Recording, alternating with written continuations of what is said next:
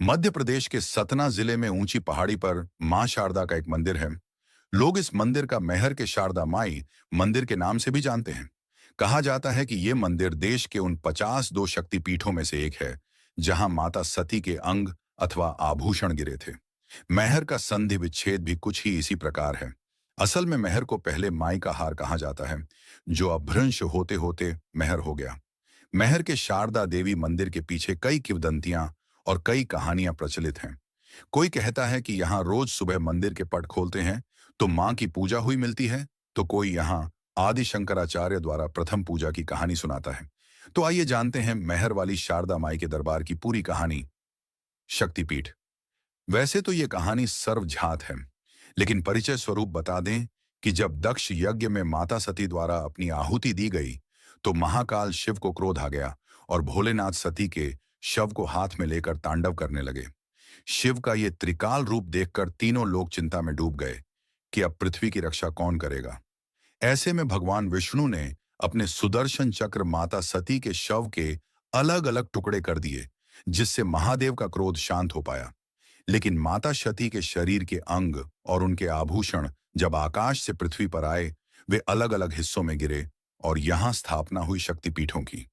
मैहर का माता शारदा मंदिर भी मैया के हार गिरने के चलते ही शक्तिपीठ बना।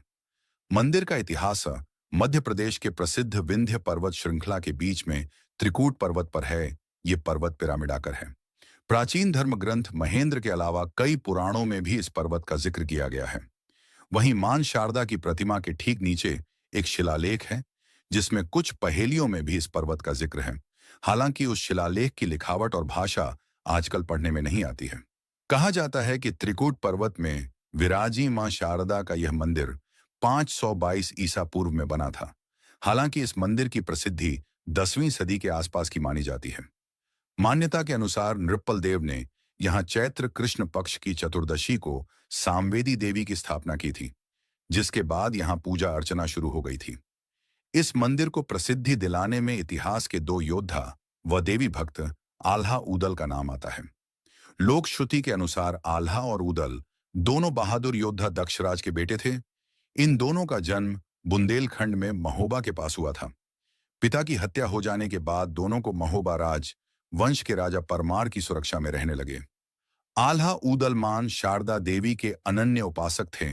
बुंदेलखंड के काव्य आल्हा खंड के अनुसार आल्हा और ऊदल ने ही सबसे पहले जंगल के बीच मां शारदा देवी के इस मंदिर की खोज की थी। इसके बाद आल्हा